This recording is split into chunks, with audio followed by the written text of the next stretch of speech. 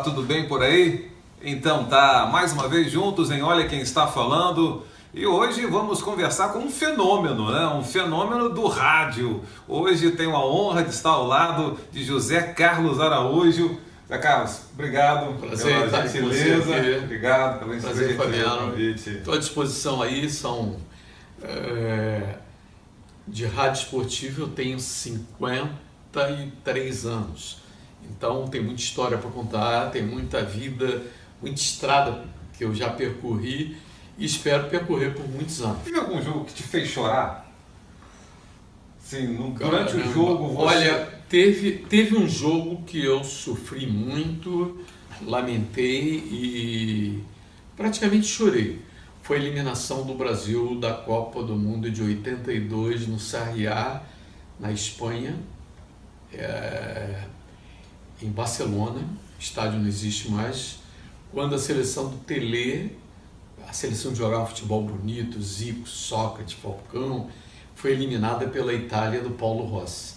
Aquele jogo me fez chorar. As alternativas do placar, até porque a Copa do Mundo não se transmite em cabine, se transmite em bancada. E a bancada que eu estava, atrás eram os italianos.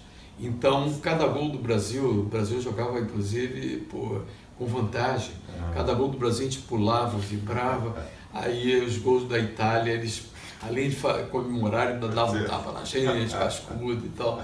Ali eu chorei porque o Brasil não merecia ser eliminado da Copa do Mundo tão cedo, tão precocemente, pelo futebol bonito que ele jogava, ao ponto de toda a imprensa mundial ter lamentado a eliminação da seleção brasileira, que jogava um futebol arte, futebol muito bonito, e que de repente largou a Copa do Mundo. É verdade. Zé Carlos, como começou a sua história no rádio? Olha, a minha história é interessante. Eu sou de uma origem muito humilde, muito pobre, só estudei em escola pública, fiz ensino fundamental primário antigo na escola da prefeitura, depois... Tudo no Rio de Janeiro? Rio de Janeiro. Nasci no Grajaú, na rua Saviano. Depois eu fui para o Pedro II, fiz concurso, fiz 7 anos no Pedro II, uma fase que o ensino público era de alta qualidade. Para se ter uma ideia, eu era aluno de Aurélio Buarque de Holanda, Segadas Viana, Raja Gabal em Geografia, Valdomiro Pote em Biologia, Vieira Souto em Literatura, JG de Araújo Jorge em História Geral. Então eram os professores brilhantes catedráticos do Colégio Pedro II, colégio padrão do ensino secundário no país na época. Depois que eu terminei dali, eu me preparei, eu fiz científico, não fiz clássico, eu estava me preparando para fazer medicina. A minha mãe queria que eu fizesse medicina, meu pai queria que eu fizesse diplomacia, curso Rio Branco. Então eu estava me preparando para fazer medicina, só que para fazer medicina, além dos 5 anos de faculdade sem trabalhar, eu precisaria de 2 anos de especialização, 2 anos de residência, ou praticamente quase 10 anos sem trabalhar.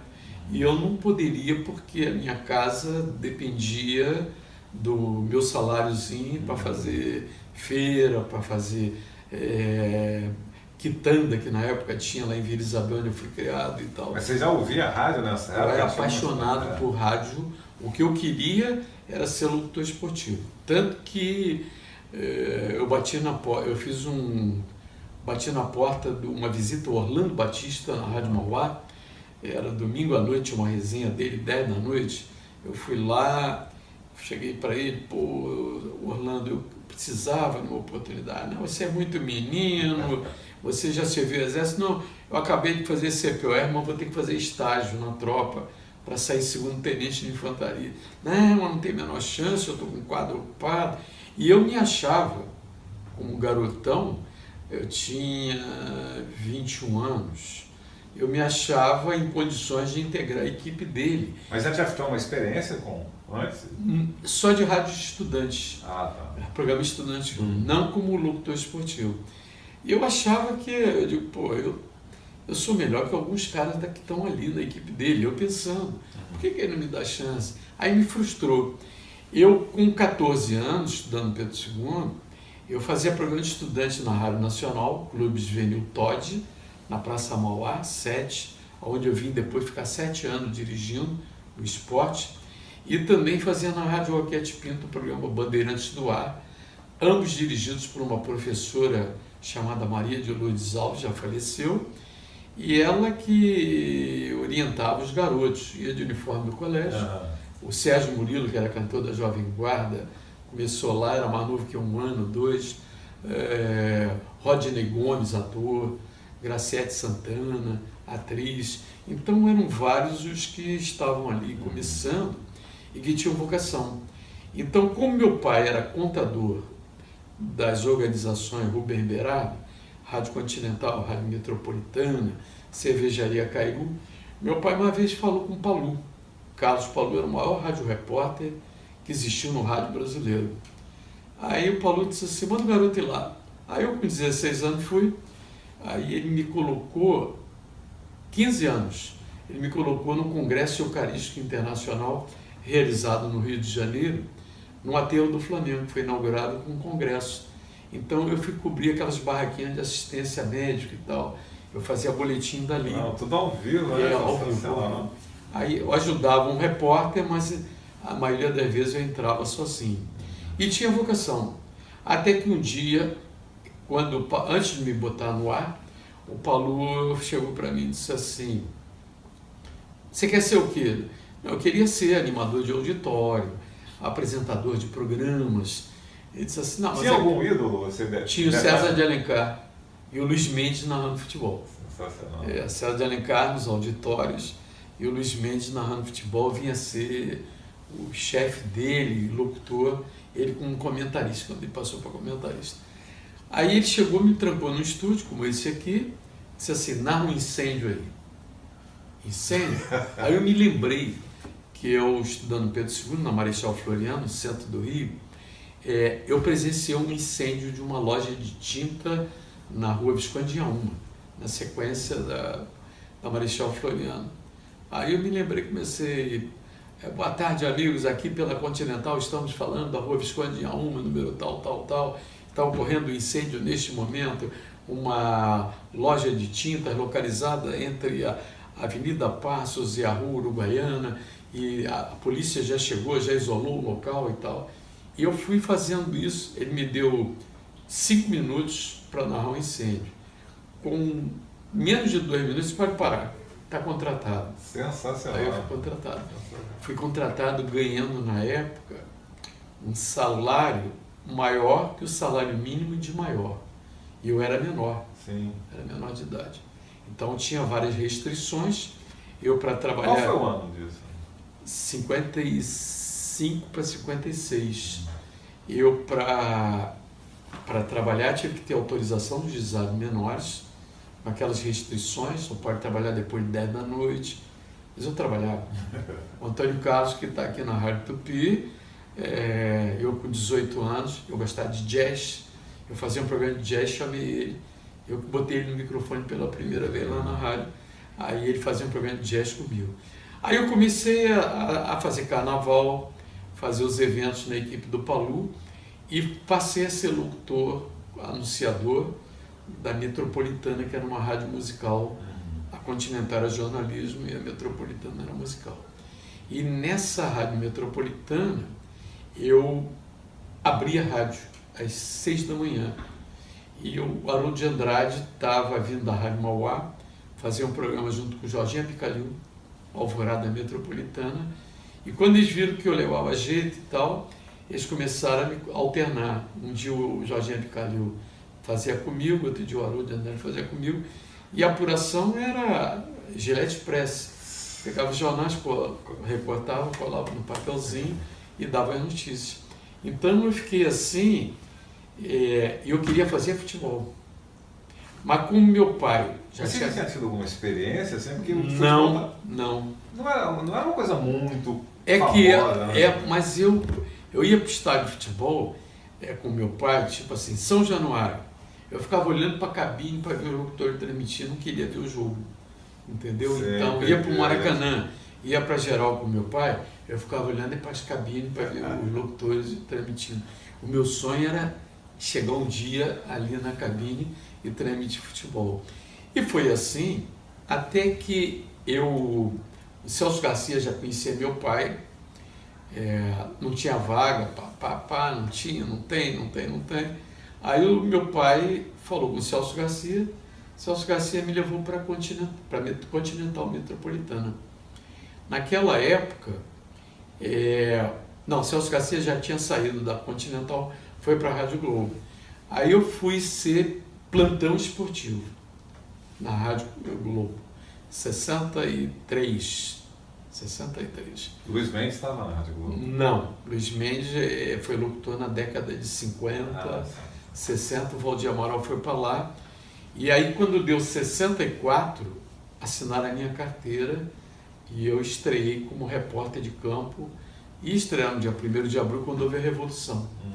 Eu era locutor da Rádio Eldorado, que a Globo comprou Eldorado. A Eldorado é a CBN de hoje, no AM. Então aí eu passei a ser plantonista e de plantonista passei a ler programas esportivos, repórter de campo, e fui. Cheguei a diretor de esporte durante 16 anos na Rádio Globo. Fui contato de publicidade do Valdir Amaral. Então, de lá eu fui para a Rádio Nacional, fiquei 7 anos. Aí a Globo me trouxe de volta em 84. Eu fiquei lá até 2012. Ao todo foram 28, mais 14 anos. Eu fiquei 42 anos. Sensacional. Primeira partida que você narrou? Melhor? Primeira foi um torneio início de juvenis na Laranjeiras. Torneio início, para quem não sabe, era um jogo atrás do outro, 10 minutos cada tempo, terminava empatado, decidia nos pênaltis, um era eliminado. Era uma festa de apresentação do Campeonato Carioca. Tinha de juvenis que faziam as preliminares e tinha o dos profissionais no domingo. O de juvenis foi no sábado. E o Valdir me botou para transmitir o primeiro jogo, era meio-dia, nas Laranjeiras. Eu estava tão nervoso, mas tão nervoso. Eu troquei as escalações, eu fiz miséria, me borrei todo nessa transmissão. Isso eu não esqueço nunca mais. Até o comentarista meu era o Cláudio Moisés, que já faleceu. Dali, eu em momento algum pensei em desistir. Era o que eu queria. Tanto que eu não fiz medicina, porque eu tinha que parar de trabalhar.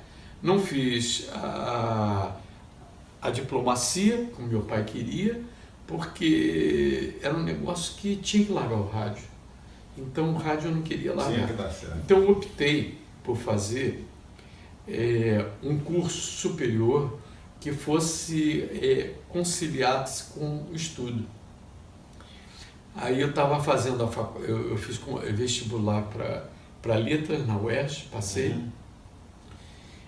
saí professor, me formei em geografia, fiz concurso para o Estado, passei, fiquei professor de geografia do Estado, professor de colégio particular, repórter do Jornal Dia, repórter locutor da Rádio Globo, juntava um monte de emprego, cara, trabalhava pra caramba. Eu tive uma experiência, né? Sou torcedor naturalmente, né? E eu tive uma vez, na época da Rádio Globo, pelo menos quando eu via, eu sou mineiro, sou de Muriaé, e aí eu ouvia, era no primeiro tempo, Jorge Cury. Isso foi de 70 para cá. Antes, Jorge Cury era da Rádio Nacional, Valdir Amaral da Rádio Globo. Na Copa do Mundo no México de 70, não havia canal da Embratel para todas as emissoras. Então o que eles faziam? Um canal aberto de transmissão para 3 ou 4 emissoras. Aí juntaram Rádio Globo, Rádio Nacional, Rádio Itatiaia e Rádio Gaúcha de Porto Alegre. E aí o Valdir começou a transmitir com o Cury. Aí terminou a Copa do Mundo, o Valdir Amaral disse, não, esse cara é muito bom, tem bom público. Trouxe o Cury, que com ele veio também a Brahma, que era patrocinadora na Rádio Nacional. E o Valdir tinha uma visão comercial muito grande. Eu entrei para a publicidade graças ao Valdir Amaral, que era, quando ele foi guindado à condição de diretor comercial, eu ia ser o segundo do Jorge Cury na Rádio Nacional. 68, e eu ia me casar. Estava precisando de mais grana, aí cheguei para o Valdir, olha, eu estou saindo. Saindo como? Não, eu estou precisando casar, vou casar, estou precisando ganhar mais, não vou te falar quanto eu vou ganhar, não vou fazer leilão, eu quero sair. Não, você não vai sair não. Isso era em setembro. Eu ia casar em dezembro. Vai sair não, que eu vou ser diretor comercial e vou te colocar como contato de publicidade. Você vai ganhar muito mais do que você imagina. Eu digo assim, mas eu não sei vender. Ele disse assim, eu também não. A gente vai aprender. Vai para a rua para aprender. Aí eu fui para a rua aprender, com 2 anos eu fui eleito contato do ano pelas agências de publicidade. Eu tenho muito orgulho de estar na publicidade desde 68. Eu montei minha agência em 77, não, 82. 82 eu montei, 81 para 82. Eu montei minha agência e de lá para cá eu trabalho com publicidade e não abandonei. Você, quando saiu da Globo a última vez, teve uma passagem em algumas rádios. Transamérica. Não, primeiro eu fui para Bradesco, uma proposta da Bradesco que me chamou a atenção, porque eu saí da Rádio Globo, eu pedi demissão, porque eu queria montar na Rádio Globo um laboratório de renovação de valores. Ou seja, eu vi os jovens estagiarem com a visão do jornal. O cara estagiava no jornal um mês, na rádio outro mês, no Extra outro mês, outra vez no Globo. E os caras tinham vocação de rádio e eram reprovados porque a leitura, a visão, a avaliação de quem estava analisando era de montar profissionais para o jornal. Aí eu pensei, por que você vai abrir mão de talento se você pode ter um estágio próprio para o rádio, cara com vocação? Não importa se o cara está fazendo jornalismo ou não, ele pode ser registrado como radialista, entendeu? Mas, infelizmente, já naquela época, em 2000, a administração do Sistema Globo de Rádio não entendia assim. Achava que o importante era o seu profissional de jornal trabalhando no rádio, quando são veículos inteiramente distintos. Aí eu fui para a Bradesco para montar essa escolinha. Montei na Bradesco, ela não foi adiante, porque o som da Bradesco, quando eu ia para lá, era o 102,9 da cidade que ia ser alugado. Aí cismaram de comprar uma FM de Petrópolis, 91.1, que não tinha som, não tem. Aí não evoluiu. Aí eu vim para a Transamérica para ser sócio. Fiquei 1 ano e 4 meses. Tive uma proposta da Tupi, que me sensibilizou. Aí eu vim, estou aqui desde 2015. Próximo de fazer a 12ª Copa do Mundo. É 12ª agora na Rússia. Eu e o Apolinho. Sensacional. Eu tive pensando com o Apolinho também. Aqui é o momento que a gente faz de registro do profissional, no caso você.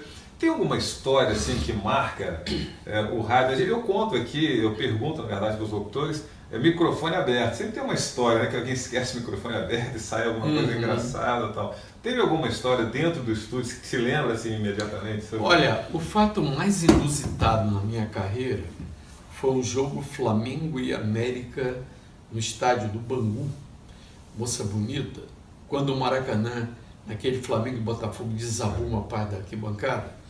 E aí os clássicos eram disputados em Bangu ou Campo Grande. E eu fui transmitir um Flamengo e América com o Apolinho no estádio Moça Bonita, na Social do Bangu. O Bangu naquela época tinha como um homem forte o Castor de Andrade. Em determinado momento me veio um soluço. Porra, eu nunca tinha passado isso. Aí, cara, eu fiquei num sufoco violento. O Apolinho passava para ele. E no momento que eu tive soluço, o Luizinho Tombo, irmão do César Maluco e tal, centroavante do América, teve uma lesão no joelho, ficou um jogo parado, ele sendo atendido. E aí eu pude fazer tudo que vovó, mamãe ensinava, soprar, botar a caneta para papel na testa, nem pensar, não dava tempo.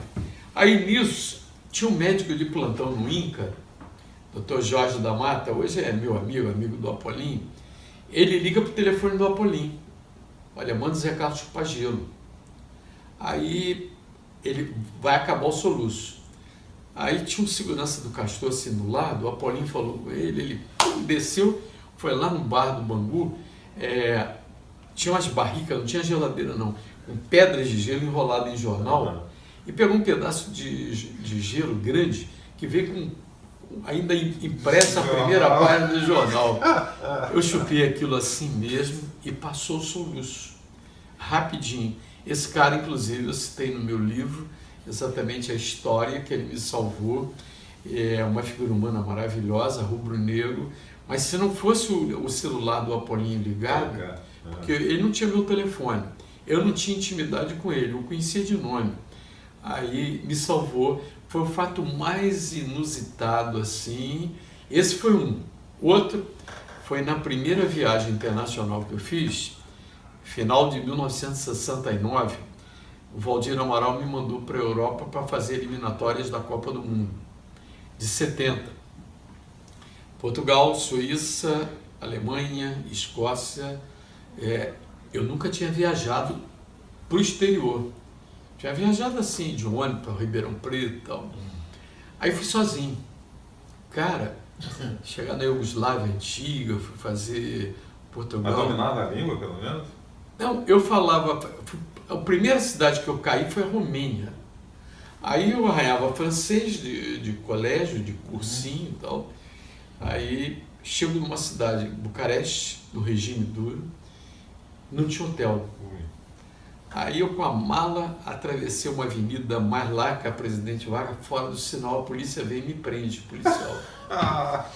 Eu com a mala, não tinha nem rodinha na mala, carregava aquilo pesado. Eu ia passar 23 dias viajando, por causa daquela tarifa mais barata e tal. Aí o cara, ele me prendeu, eu cheguei para ele e falei assim, mas peraí, eu não conhecia, eu sou professor, eu sou jornalista. Ele disse, eu sei, mas isso aqui não é um campo de futebol. Falei que era jornalista esportivo. Aí eu pedi para me indicar onde era o hotel da seleção portuguesa, ele me indicou. Aí eu fui lá na seleção portuguesa, o Simões, ponteiro esquerdo da seleção portuguesa, eu falei com ele, cheguei agora do Brasil, não tem hotel, aqui só tem 2 grandes hotéis, o regime comunista era muito duro na Romênia, aí eu precisava que me arrumou um alojamento qualquer. Ele falou, peraí, aquele ali é o senhor Elias Zacur, empresário, morava no Rio de Janeiro. Aí eu falei com o Elias Zacur. Aí o Zacur disse assim, dá uma nota de $10. Aí deu uma nota de $10 para ele, dentro do passaporte, me dá o passaporte, uma nota de $10 dele. Aí ele chegou na recepção lá, falou, ele estava empresando esses jogos de seleção, ele tinha interesse em alguns jogadores da seleção portuguesa. Aí eu esperei, ele disse assim, espera um pouquinho aí. Eu fiquei na recepção, isso era fim de tarde. 10 da noite, eu vejo que despejaram um cara de lá e botaram as malas no saguão. Aí eu me alojei. Cara, isso na Romênia, eu sozinho, porra, a minha visão foi procurar o hotel dos portugueses, que eu poderia me virar, porque eu arranhava alguma coisa de francês, mas não falava o romeno. Então, foram alguns episódios assim. Mas a transmissão disso aí, como é que era feita? Você sozinho fazia? Eu sozinho, mas acontece que a rádio estatal instalava, atendendo a Embratel, que o Brasil pagava a Embratel repassava um pagamento para eles instalarem, não estava com equipamento não. Então eu transmiti, e nessa viagem, o primeiro jogo foi Portugal e Romênia, que eu transmiti. Eu fui fazer um Alemanha-Escócia, 3-2 Alemanha, em Hamburgo. Esse jogo foi 3-2 Alemanha, dentro do Volkspark, o estádio Volkspark é dentro de um parque frio, estava 2 abaixo de 0, e eu sozinho, sem comentarista. E como é que funciona? Você tem que falar o tempo todo, né? Não, mas aí acontece que, naquela época, a gente fazia muito no intervalo, tinha uma Rural Weeds do jornal o Globo, que o repórter entrava nela e fazia com aquele rádio dela interna, muito ruim, fazia flash de rua e tal. Eu tinha que ficar apertando o tempo todo para a voz sair, né? Se soltasse, fazia plac, fazia um barulho. Aí, nesse jogo, o João Saldanha era observador da seleção brasileira no estádio. Aí eu pedi o Aldemar Toguinho, que já faleceu, era repórter do Jornal do Brasil, que estava lá na social, tentar chamar o João Saldanha para subir, para comentar comigo. Só que ele não conseguia passar. Povão, gente pra caramba, não tinha caminho, corredores. Resultado, no intervalo, quando eu ia passar para o Rio, a banda da Força Pública de Hamburgo entrou no gramado,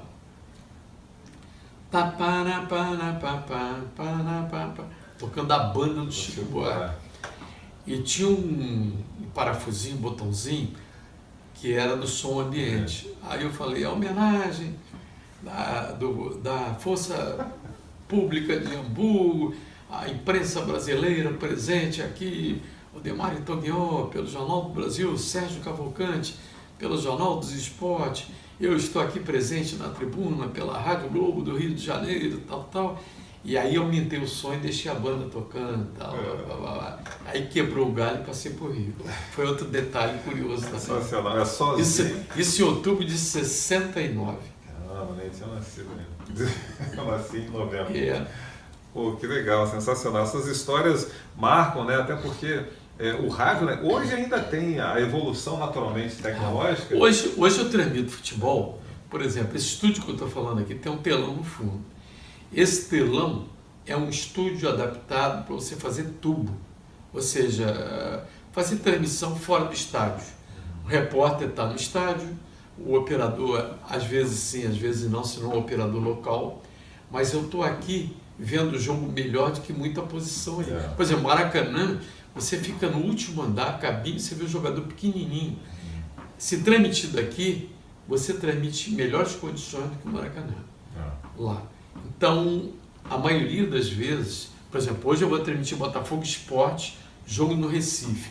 Eu vou fazer daqui, com um telão, e tenho 2 monitores auxiliares, a minha direita aqui e a minha esquerda lá no alto, que ficam em canais diferentes. Às vezes um está no Premiere, o outro está no TV a cabo, eu fico com TV aberta, entendeu? Fico 3 diferentes que ficam com... Isso não atrapalha, não? Assim, não, eu não, já estou condicionado. Já. Sensacional. Outra coisa, só para encerrar, Zé Carlos, que eu pergunto, até porque é um registro, pessoas que foram importantes na sua caminhada. Não precisa ser tantos que Olha, você tem. O Valdir Amaral foi muito importante para mim no que passou por uma responsabilidade, organização na transmissão.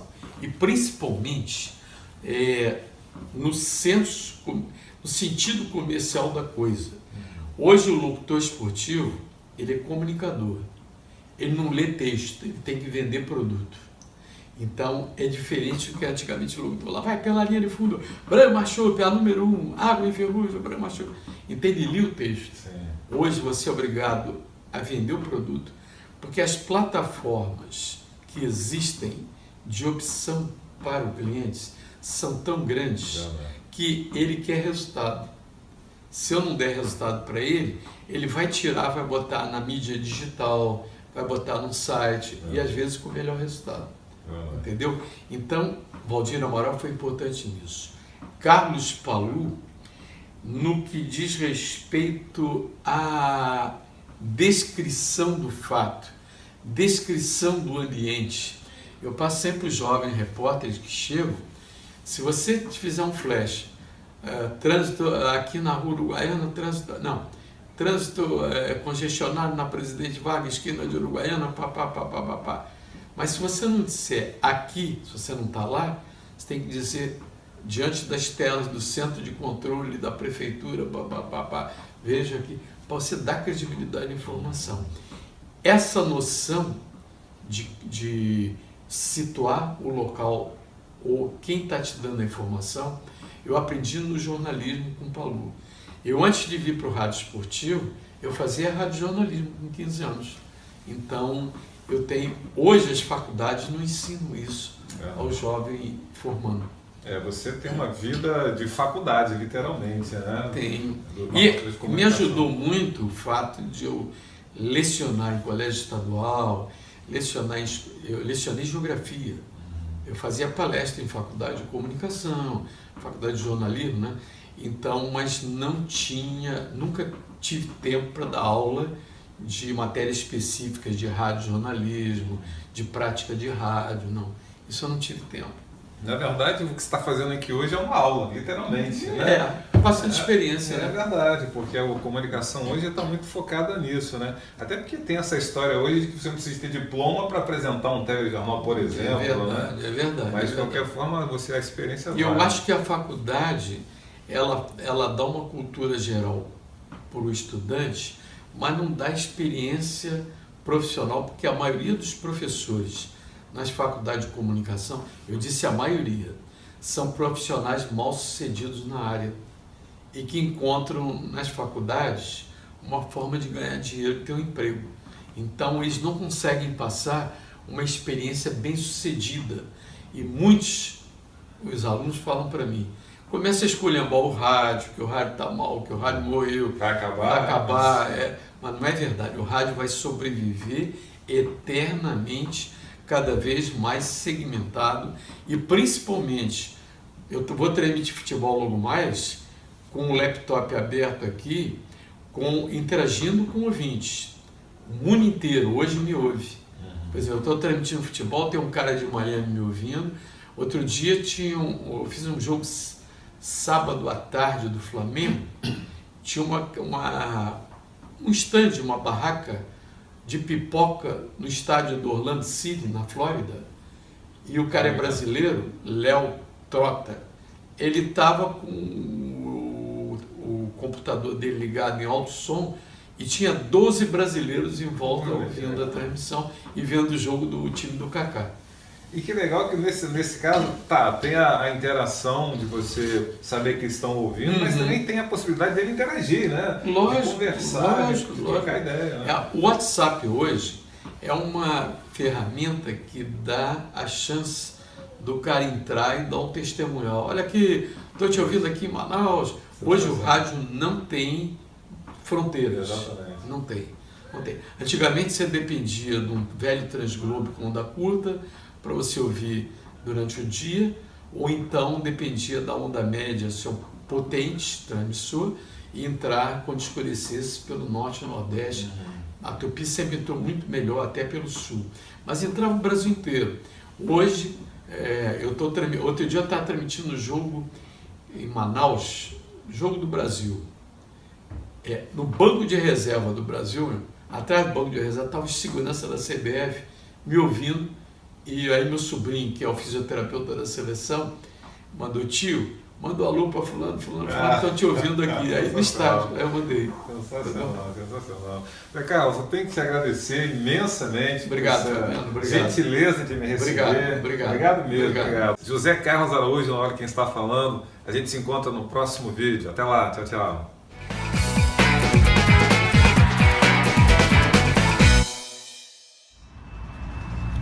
Curta o vídeo e se inscreva no canal.